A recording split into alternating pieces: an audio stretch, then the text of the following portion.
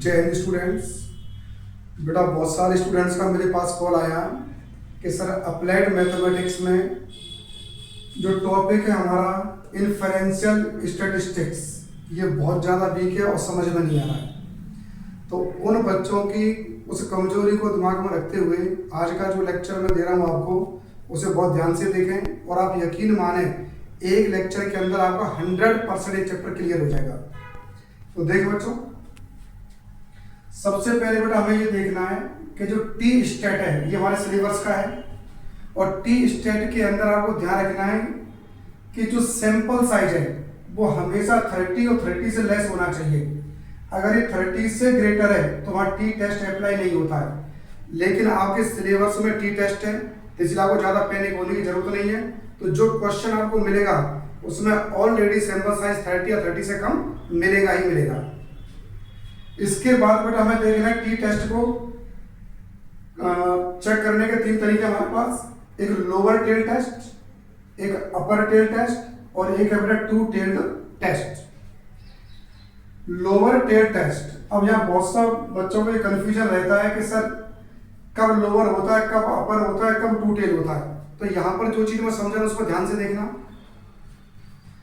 सबसे पहले बेटा क्वेश्चन में एच नॉट, इसे बोलते हैं null hypothesis, mu greater than equal to mu naught. ये बेटा अल्टरनेट हाइपोथेसिस है, यहाँ mu less than mu naught. अब यहाँ पर सिंबल को देखो आप, ये लेस है, लेस का मतलब कम, कम का मतलब लोअर, तो ये बन गई हमारी लोअर टेल टेस्ट।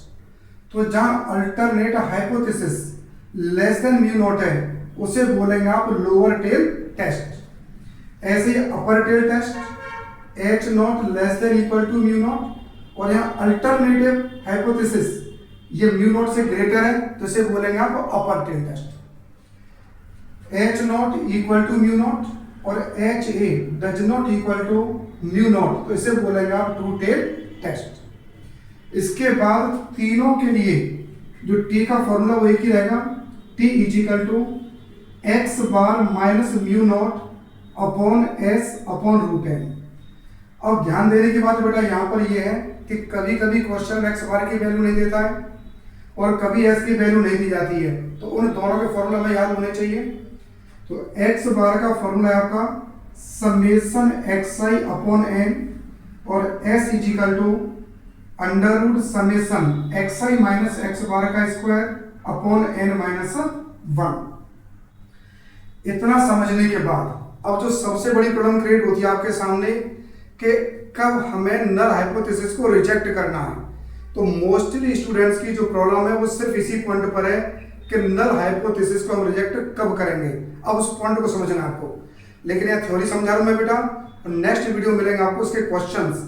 तो यहाँ पर जो स्टूडेंट्स इस पर इंस्टाग्राम पर देख रहे हैं तो इस वीडियो को आपको देखना पड़ेगा बेटा यूट्यूब पर, क्योंकि क्वेश्चन सॉल्व करते समय बहुत बड़ा वीडियो हो जाएगा वो। और चैनल का नाम बेटा वही है AC स्क्वायर मैथ क्लासेस। तो रिजेक्ट कब करना है अब उस पॉइंट को समझना है जिसके लिए आप इस वीडियो को देख रहे हो। अब वो पॉइंट अब आया बेटा, किसी चीज को सॉल्व करते समय पहले बात कर रहा हूं मैं लोअर टेल की, ठीक है। यहां पर आपने टी कैलकुलेट किया,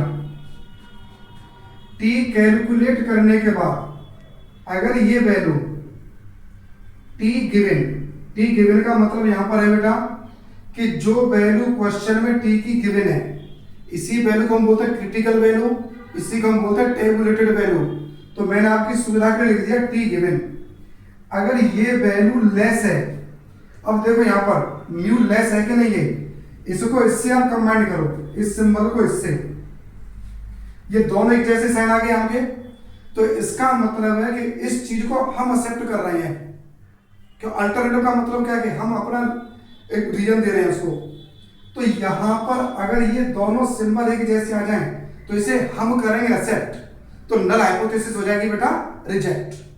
तो आपको केवल एक्सेप्ट समझना है, तो जस्ट उल्टा क्या हो जाएगा उसका रिजेक्ट। तो यहां पर जो नल हाइपोथेसिस है आपकी